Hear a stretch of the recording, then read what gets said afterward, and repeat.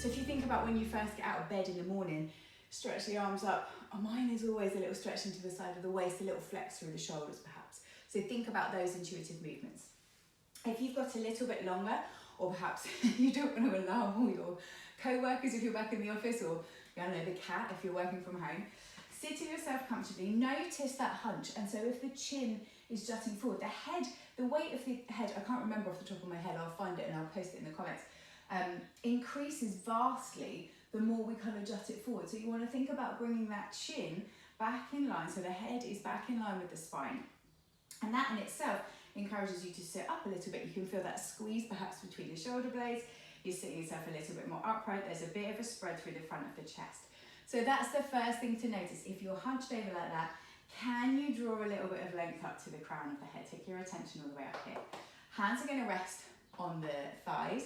Feet are going to rest on the floor. And don't be afraid to get a block if you need to make it just that little bit more comfortable. Then we're going to press down into the feet as you breathe in and really lengthen up towards the crown of the head. And then you're going to sigh the breath out through the mouth. 2 more like that. Big breath in. Each time that you breathe in, you're lengthening the spine up. And then out. So in itself there, you're starting to lengthen through the front of the body. You're encouraging the diaphragm to drop a little bit deeper. The breath comes a little bit deeper. Should feel a little bit more awake and alert. We're going to try and add a bit more movement in though. So as you breathe in, I want you to roll the shoulders, really squeeze the shoulder blades together and lift the chest proud. And then as you exhale, round the shoulders just a little, tuck the chin down. Inhale again, squeeze the shoulders, lift the chest up. So it's a seated cat-cow, but we're focusing it primarily in the upper body, so in the chest rather than driving the movement from the hips. Inhale up. Exhale round. So this is that first plane of movement, backwards and forwards. It's not complicated. We're not doing anything too challenging. We're just moving the spine backwards and forwards, that little ripple. Then as you breathe in, I want you to stretch the arms up above the head, have a little wiggle into the sides of the waist. And then as you exhale, I'm going to spin around so you can see what I'm doing. We're going to bring the hands to the back of the head, elbows out wide. So we're just going to increase that movement a little bit. As you breathe in, really draw the elbows back, shoulders squeeze together. Exhale, bring them forward. And again, we're not dropping the head too far forward because we're trying to counteract that hunching movement. Inhale, squeeze and open all the way up. Lift the chest up really high. Exhale, counteract it, bring it forward. Inhale. Exhale. And if you're ever wondering about how many rounds of anything to do, so generally when I'm sequencing, I always work in odd numbers. So I'll do 3 to 5, but really it's a case of whatever feels good. So if you want to start with that idea of 3 to 5 rounds to begin with, feel free. Inhale, stretch the arms up again. And then we're going to come into a little bit of a side bend. So you're going to bring a hand down onto the hip, and then you're just going to lean gently over to the side. Again, I'll turn this way so you can see what I'm up to. Inhale, come back up. So you're lengthening all the way through the sideways. Exhale. Watch that you're not hunching forward again. We're still trying to draw up, stretch out through the abs. Exhale, hold it there. So nice big deep breath in right into the side of the ribs. And then as you exhale, you're going to drop that top hand down, bring it over towards the opposite knee, and then take this left hand, or this same hand as the hip, out behind you, either resting it on the hip and driving back with the shoulder and the elbow, or you can take the hand out behind you, tuck it to the back of the head, whatever feels good, but you're working that little twist in as well. Breathing in, breathing out.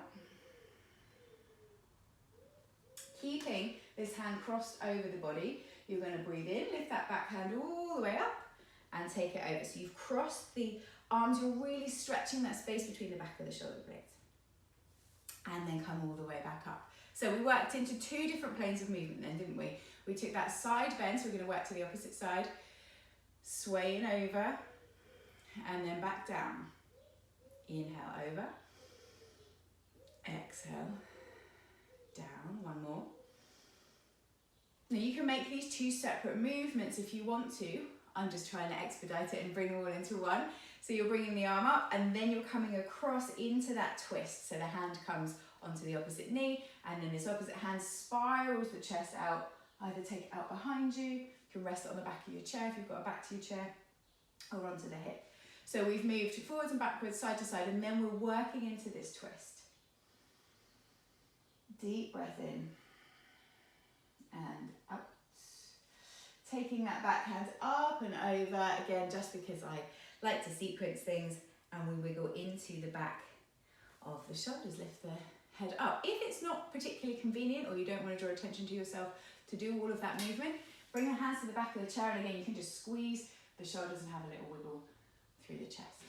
Cool. Now, because those hips have started to shorten, we're going to spin around. We're going to come and use the back of the chair to lengthen through the hips a little, through the spine a little bit more. So this is like a chair-assisted downward facing dog. And bring the hands, you can do this on the desk as well.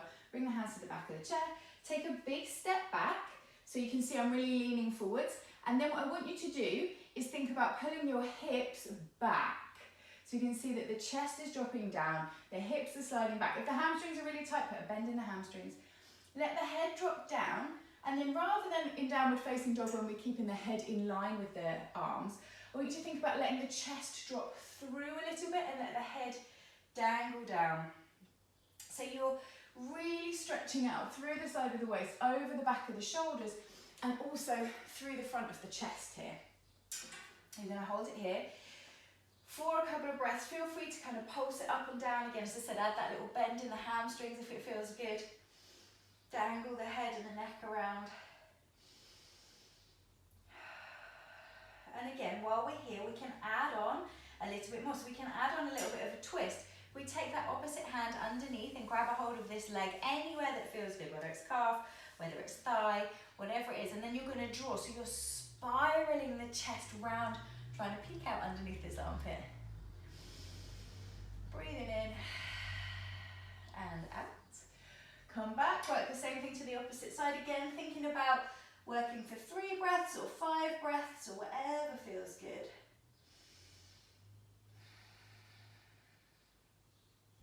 And then coming back up slowly, walk yourself back in, bend the knees a little, roll the spine back up, and then as you're coming back up, hands interlaced behind the back, again that little squeeze through the shoulders.